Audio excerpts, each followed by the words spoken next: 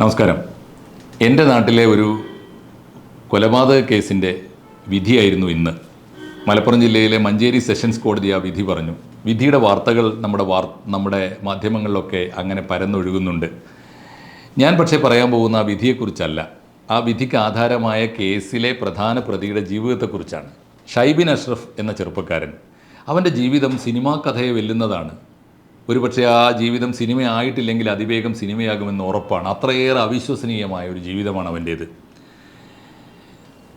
വയനാട് ജില്ലയിലെ ബത്തേരിക്കടുത്ത് മൈതാനിക്കുന്ന് എന്നൊരു പ്രദേശമുണ്ട്. ദരിദ്രന്മാർ തിങ്ങിപ്പാർക്കുന്ന ഒരു ചേരി പ്രദേശമാണ്. അവിടുത്തെ ഒരു കുടിലാണ് ഷൈബിൻ അഷ്റഫ് പിറന്ന് വളർന്നത്. 2010 വരെ അവൻ അവിടെ ഉണ്ട്.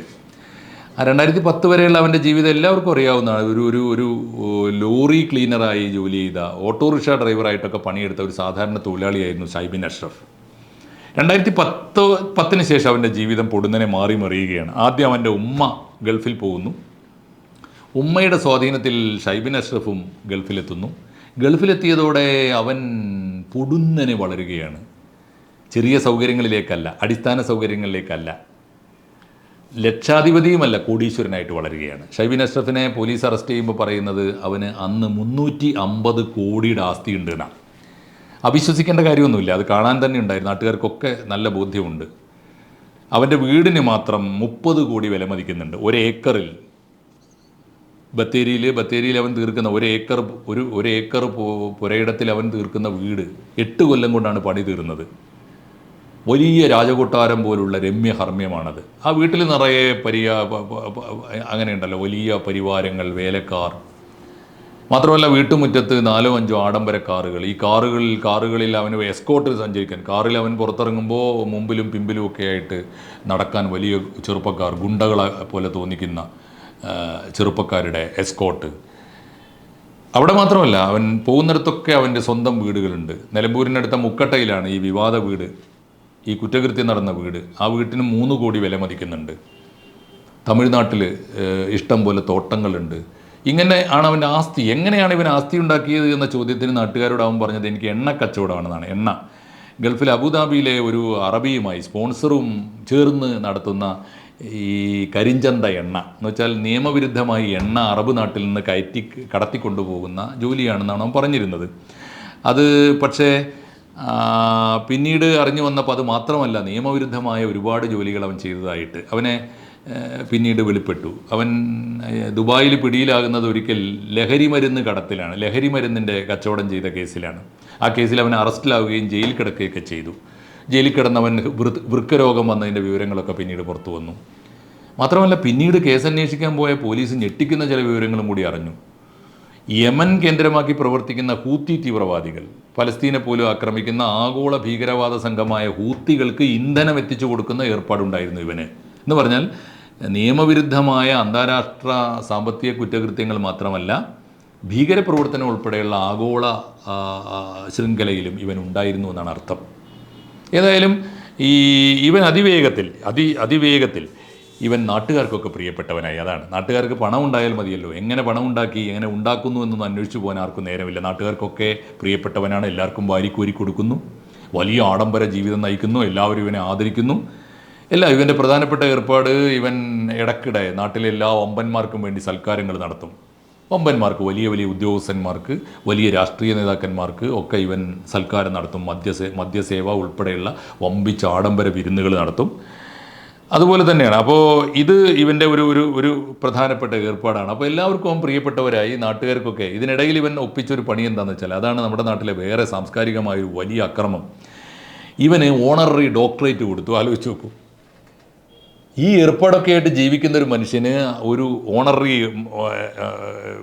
ഓണററി ഡോക്ടറേറ്റ്, അത് കിട്ടിയത് മലേഷ്യയിൽ നിന്നാണെന്ന് പറയുന്നു. അങ്ങനെ ഇപ്പോഴും കൊടുക്കുന്നുണ്ട്. നമ്മുടെ നാട്ടിലെ ഒരുപാട് പേര് അങ്ങനെ ഡോക്ടറേറ്റൊക്കെ വാങ്ങി. അങ്ങനെ ഇവൻ ഡോക്ടർ ഷൈബിൻ അഷ്റഫായി. അവന് ഡോക്ടറേറ്റ് കിട്ടിക്കഴിഞ്ഞപ്പോൾ നാട്ടിലെ ഒരു പ്രമുഖ രാഷ്ട്രീയ പാർട്ടി ഇവന് വമ്പിച്ച ജനകീയ സ്വീകരണം, പൗരസ്വീകരണം ഏർപ്പാട് ചെയ്തു. ഇതൊക്കെ അമ്മാതിരി ഒരുപാട് നാടകങ്ങൾ ഏറ്റവും കുറഞ്ഞ കാലം കൊണ്ട് ആ നാട്ടുകാർ കണ്ടു. അത്ഭുതത്തോടെ നാട്ടുകാരിങ്ങനെ അത്ഭുതപ്പെട്ടിരിക്കുമ്പോഴാണ് ഇവൻ യഥാർത്ഥത്തിൽ ഇവൻ്റെ മുഖം വെളിച്ചത്ത് വരുന്നത്. അതുപോലെ അവൻ്റെ മണ്ടത്തരമാണ്.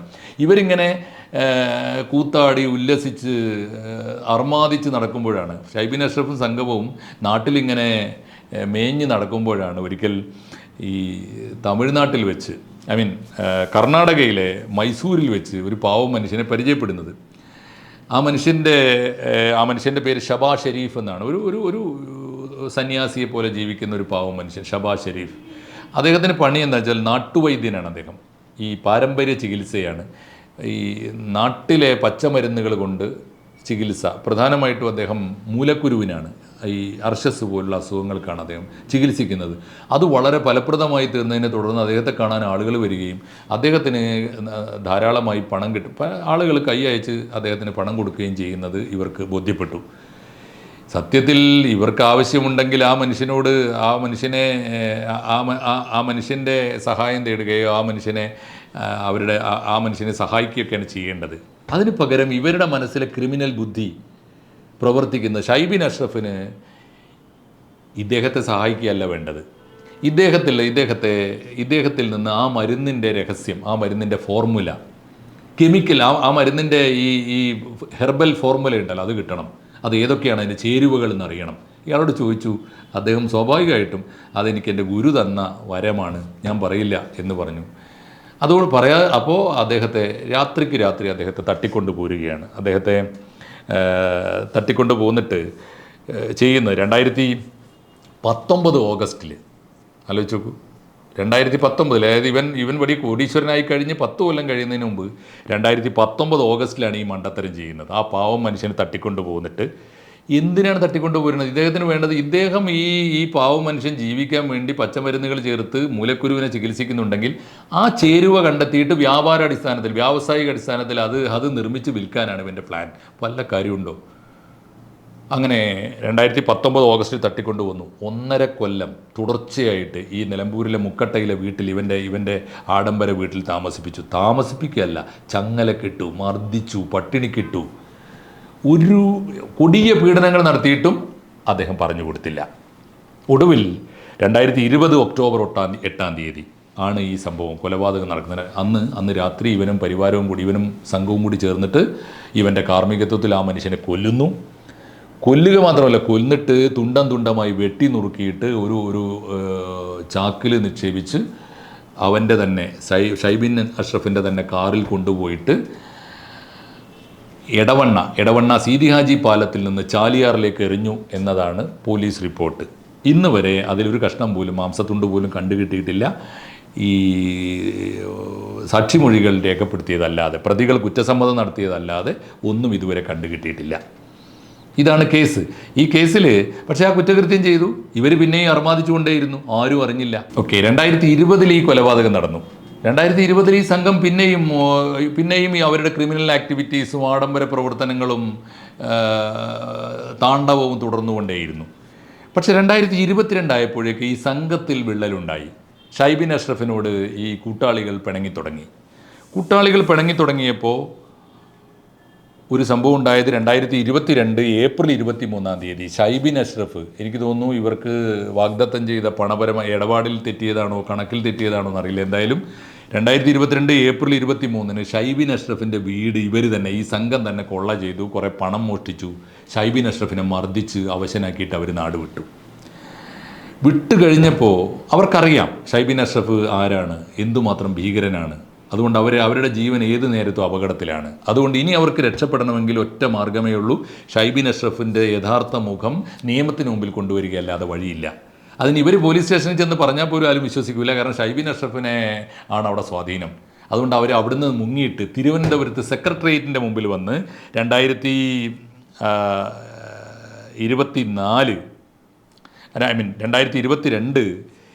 ഏപ്രിൽ 23 ഏപ്രിൽ 23 ഈ കൂട്ടാളികൾ, ഈ അക്രമി സംഘത്തിൽ ഷൈബിൻ അഷ്റഫിൻ്റെ കൂട്ടാളികളായി നിന്ന് എല്ലാവരും കൂടി ചേർന്ന് വന്ന് ഈ പ്രതികൾ വന്ന് തിരുവനന്തപുരത്തെ സെക്രട്ടേറിയറ്റിൻ്റെ മുമ്പിൽ വന്ന് ആത്മഹത്യാശ്രമം നടത്തി. ഞങ്ങൾ ആത്മഹത്യാ ഭീഷണി മുഴക്കി. അപ്പോൾ അവരെ പോലീസ് പിടിച്ചു, കൊണ്ടുപോയപ്പോൾ അവർ യഥാർത്ഥ ഉദ്ദേശം പറഞ്ഞു, ഞങ്ങൾ ആത്മഹത്യ ചെയ്യാൻ വന്നതല്ല, ഞങ്ങൾ എങ്ങനെയെങ്കിലും പോലീസിൻ്റെ പിടിയിലായില്ലെങ്കിൽ ഞങ്ങൾ കൊല്ലപ്പെടും എന്നതുകൊണ്ട് ഞങ്ങൾ ആത്മഹത്യാ ഭീഷണി മുഴക്കിയതാണ്. അങ്ങനെ അവർ തുറന്നു പറഞ്ഞ കേസാണ് പിന്നീട് പോലീസ് അന്വേഷിച്ച് രജിസ്റ്റർ ചെയ്ത് ബോധ്യപ്പെട്ടത്.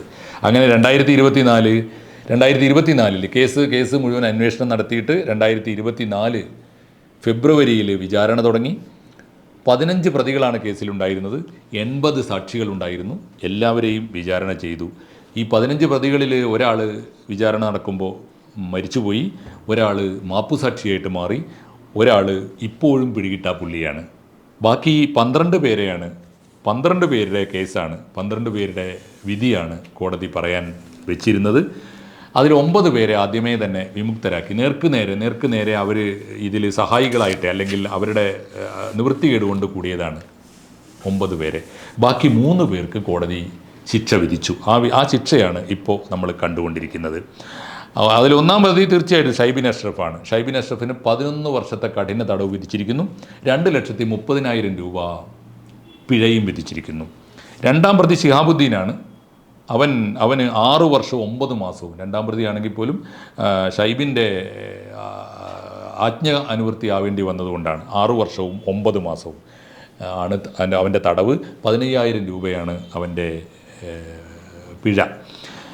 പിന്നെ ഒരു ശിക്ഷിക്കപ്പെട്ട പ്രതി 6-ാം പ്രതി നിഷാദാണ്. നിഷാദിന് 3 വർഷവും 9 മാസവുമാണ് തടവ്. താരതമ്യേന ചെറിയ ശിക്ഷയാണ്. 15,000 രൂപ പിഴയും അവനുണ്ട്. ഇതാണ് വിധി. ഈ വിധി നമുക്ക് നൽകുന്നൊരു പാഠം, പണമുണ്ടെങ്കിൽ മനുഷ്യൻ സ്വയം മറക്കും എന്ന് മാത്രമല്ല, പണം വന്നാൽ മനുഷ്യന് സ്വയം മറന്ന് ആഡംബര ജീവിതം നയിക്കുന്നു മാത്രമല്ല, ആഡംബര ജീവിതവും സുഖലോലുപതയും പതുക്കെ മനുഷ്യൻ്റെ ബുദ്ധി മന്ദീഭവിപ്പിക്കും. പിന്നീട് ചെയ്യുന്നതൊക്കെ മണ്ടത്തരത്തിൻ്റെ അങ്ങേയറ്റമായിരിക്കുമെന്നതിൻ്റെ തെളിവാണ് ഷൈബിൻ അഷ്റഫിൻ്റെ ജീവിതം. ആ ജീവിതം ഇനിയെങ്കിലും നമ്മുടെ എല്ലാവർക്കും, ഈ വാർത്ത വായിക്കുന്ന, വാർത്ത കാണുന്ന, വാർത്ത അനുഭവിക്കുന്ന എല്ലാ മലയാളികൾക്കും, എല്ലാ മനുഷ്യർക്കും ഒരു പാഠമാകട്ടെ എന്ന് ആശംസിക്കുന്നു. നമസ്കാരം.